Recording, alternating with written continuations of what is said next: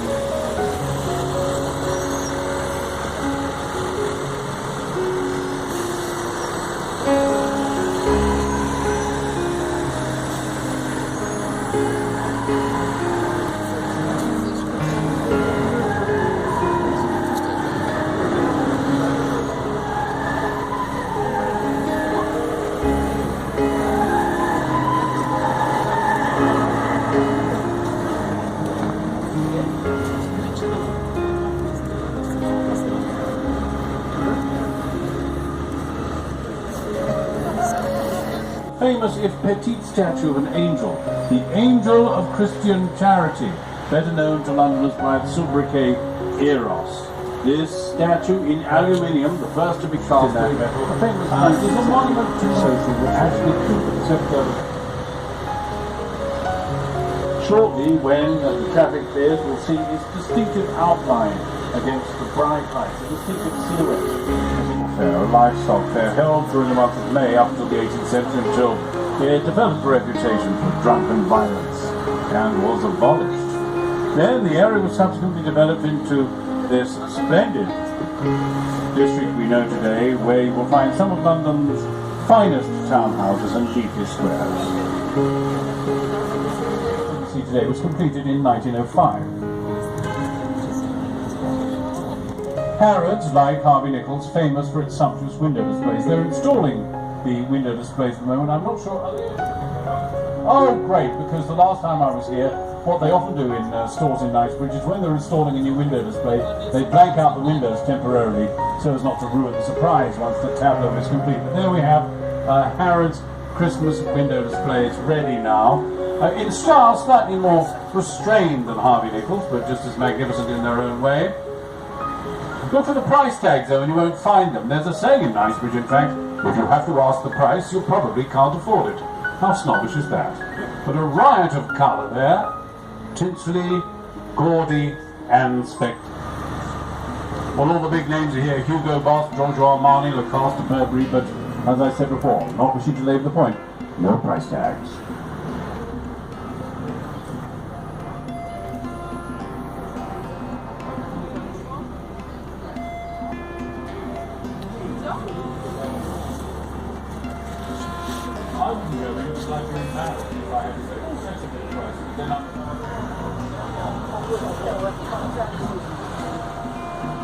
So, this is the heart of Knightsbridge now, as I said, a former village outside of London, a sleepy medieval village, which like so many former villages was swallowed up by the growth of the capital as London expanded, especially in the 18th and 19th centuries.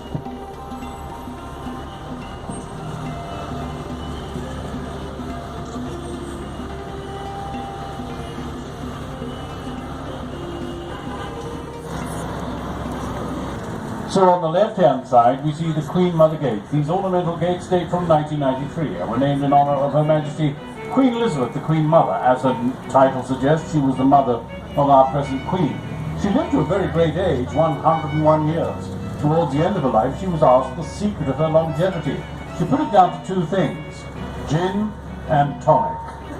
So now you know. Again, Hyde Park comes into view on the left-hand side. As I said, it really is vast. It's like a huge tract of countryside in the middle of town, and it's been an inspiration for urban parks throughout the world. Under preparation now, the Winter Wonderland, shortly to open, the famous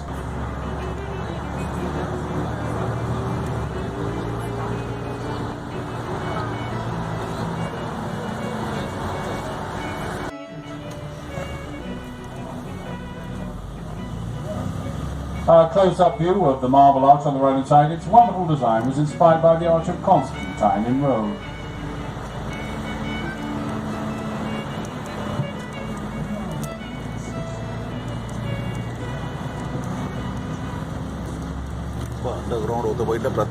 The inside is known as Mayfair. It takes its name from a farmers' festival held during the month of May up until the 18th century, a livestock fair. The Mayfair became notorious for drunkenness and violent behaviour and was suppressed by the authorities, eventually abolished. Well, we saw the Ferraris earlier on. There on the left-hand side, the Aston Martin. Look at the beautiful red one. I always like the red ones the best. The same with fruit gums. I like the red fruit gums.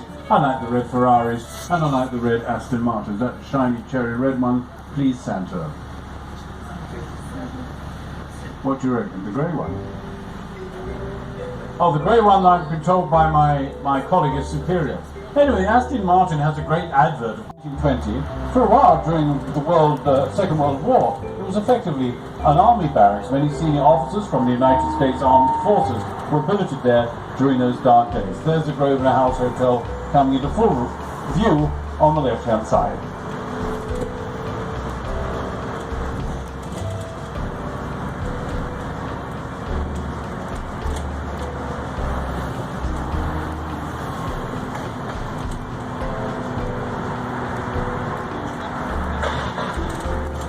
Another prestigious hotel on the left is the Dorchester, which dates from 1930. Architectural style Art Deco, typical of that period, angular but decorative. Over the years it's been a favourite haunt of Hollywood stars. For example, the actress Elizabeth Taylor has spent many of her honeymoons there, two of them with Richard Burton. Oh yes, my sweetheart, I'm so glad you're back with me again. I've yearned for all these years. And I believe it's Richard Burton's birthday today, though he's no longer with us. Great actor from Wales. Hyde Park corner now, and again on the right hand side we see the home of the man who defeated Napoleon, Apsley House, the home of the Duke of Wellington. And the Wellington Arch straight ahead. The Wellington Arch was designed by a man with a curious name, Decimus Burton, so called because he was the 10th born child of his family, Decimus as in 10.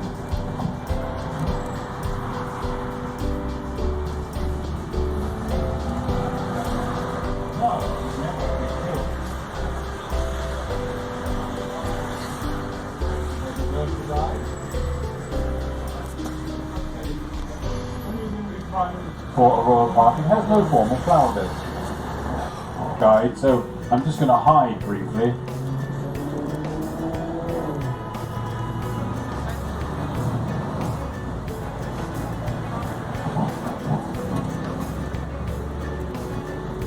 There on the left-hand side, the largest private garden in central London, the garden of Buckingham Palace, as it were, the Queen's backyard. If you want to visit the palace, I'm afraid you're out of luck.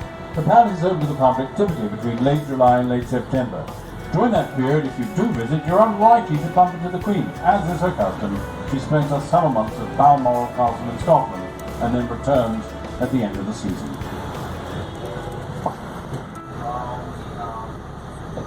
Aha! The police have blocked off. Their police have put up a roadblock. We'll have a side-on view nonetheless. I'm afraid that's the nature of modern London. Roads blocked off at a moment's notice or no notice whatsoever. But if you look into the gloom on the left-hand side, you can see the palace and the royal mews. The Buckingham Palace is called Buckingham Palace because when it was first built, it was the London home of the Duke of Buckingham. That was the early 18th century. Purchased by King George III in 1762, it became the principal royal residence in 1830, at the end of that brutal war, the Great War, or as we now tend to call it, World War I.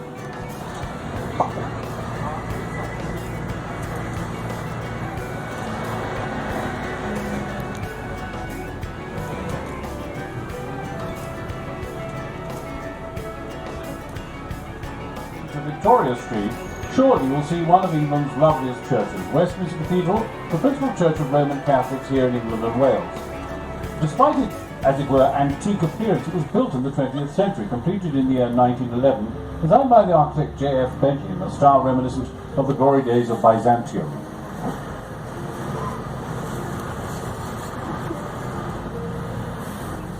There's the cathedral on the right-hand side, the masterpiece of the architect J.F. Bentley, Westminster Cathedral now in full view.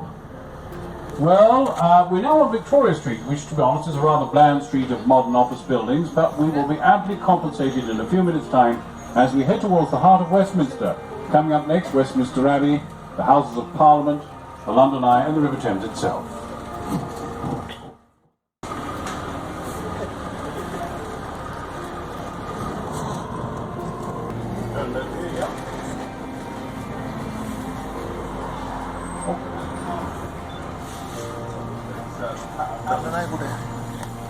On the left-hand side is Lambeth Palace. This is the official home of the Archbishop of Canterbury, most senior clergyman of the Church of England, King Henry II. Not generally open to the public, but it is open on special open days once or twice a year.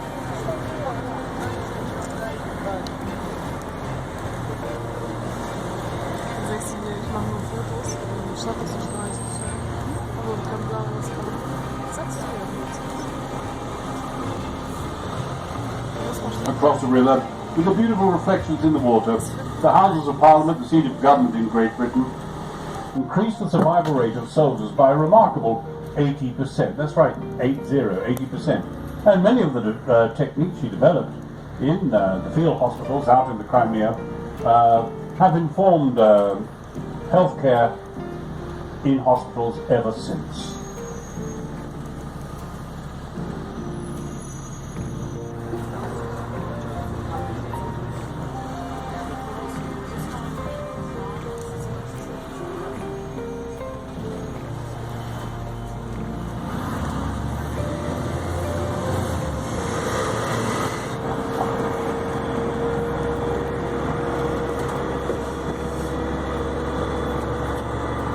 Over the River Thames we go. Looking back to the left, we look back towards Westminster. To the right-hand side, for the first time in the distance, we see the City of London and the lovely dome of St Paul's Cathedral. Surrounding the dome of St Paul's, all those modern buildings ironically stand on the site of that which was the ancient Roman city of Londinium.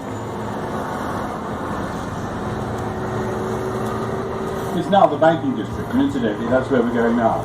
Well, we couldn't see the front of Buckingham Palace, but by way of recompense on the right-hand side, if you will, this Somerset House, this lovely 18th century building you see on the right-hand side now, was designed by William Chain, who also had a hand in much of the neoclassical detail of the palace, hence the similarity. Looking ahead, Theatreland, the edge of Theatreland, you see a handful of the